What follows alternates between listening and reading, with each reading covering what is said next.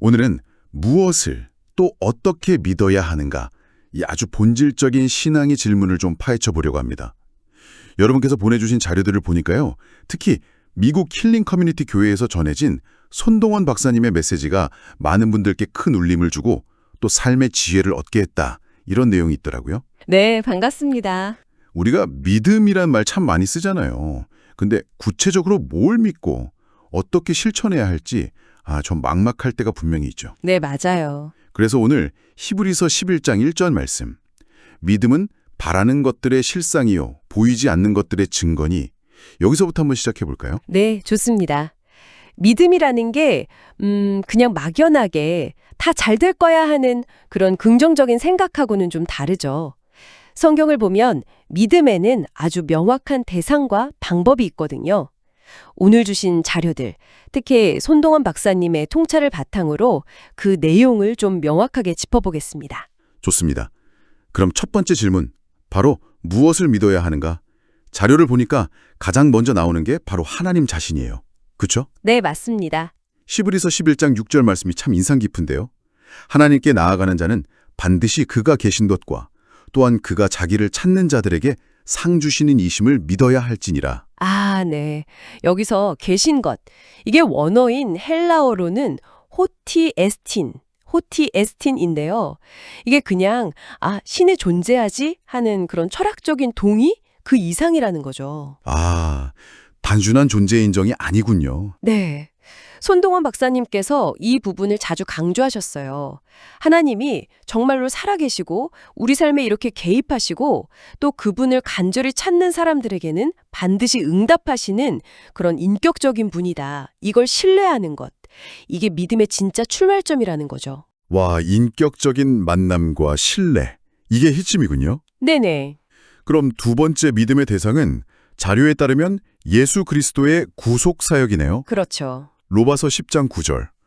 내가 만일 내 입으로 예수를 주로 시인하며 또 하나님께서 그를 죽은 자 가운데서 살리신 것을 내 마음에 믿으면 구원을 받으리라. 이것도 그냥 감정적으로 믿습니다. 이게 아니라 예수님의 십자가 죽음과 부활, 이 역사적인 사건을 통해서 내 죄의 문제가 해결되었다.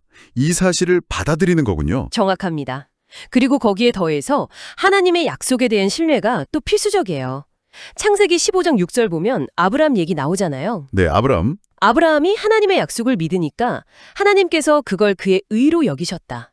여기서 진짜 중요한 건 아브라함 자신의 어떤 능력이나 확신 이게 아니라 약속하신 그 하나님, 그분의 신실하심을 믿었다는 거예요. 약속하신 분 자체를. 네, 손동원 박사님이 이렇게 말씀하셨습니다. 우리의 믿음은 자꾸 흔들리는 나 자신이 아니라 변함없이 약속을 지키시는 그 하나님께 닻을 내려야 한다라고요. 정말 중요한 말씀이네요. 약속하신 분을 믿는 것. 그럼 이제 어떻게 믿어야 하는가? 이쪽으로 넘어가 볼까요? 자료에서 신뢰와 순종, 이걸 강조하는데요.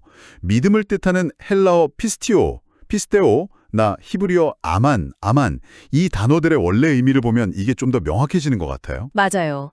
특히 그 히브리어 아만은 확고히 세우다, 진실되다 이런 뜻인데 우리가 기도 끝에 하는 아멘이 여기서 나왔죠. 아멘이요? 네.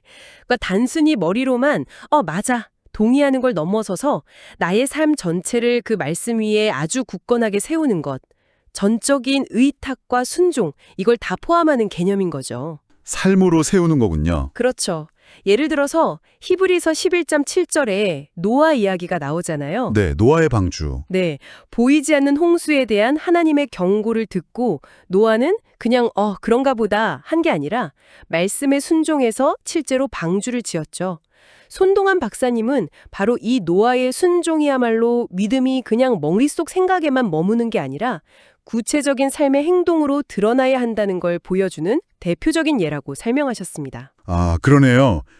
행동하는 믿음, 그리고 그 헬라어 피스테보, 그러니까 성경에서 종종 현재형으로 쓰인다는 점도 되게 흥미로웠어요.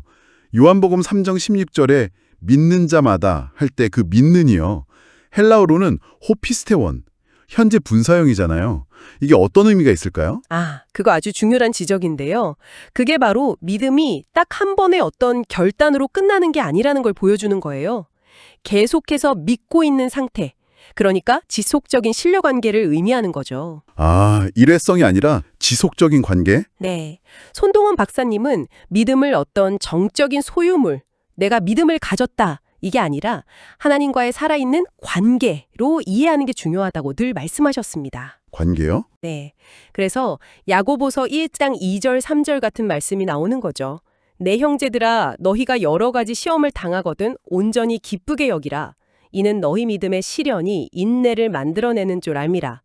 그러니까 어려움 속에서도 하나님의 선하심과 그 계획을 계속 신뢰하면서 그 관계를 이어가는 것. 그게 진짜 믿음이라는 겁니다.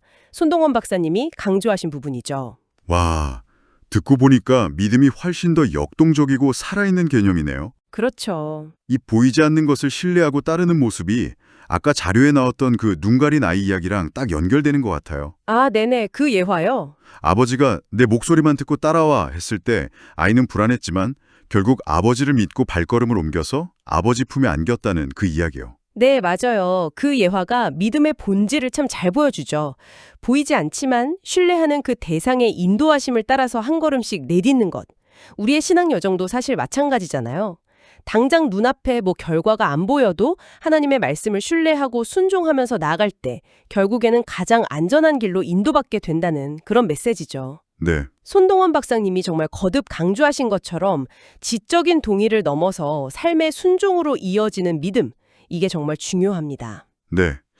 오늘 손동원 박사님의 깊이 있는 통찰이 담긴 이 자료들을 통해서 믿음이란 결국 하나님과 그분의 약속, 그리고 예수 그리스도의 구속사역을 인격적으로 신뢰하고 또 그 신뢰를 삶 속에서 지속적인 순종과 행동으로 살아내는 것이구나. 이걸 다시 한번 확인하게 되네요. 맞습니다. 그리고 그 믿음은 시련이라는 어떤 풀무지를 통해서 오히려 더 단단해지고 깊어진다는 것.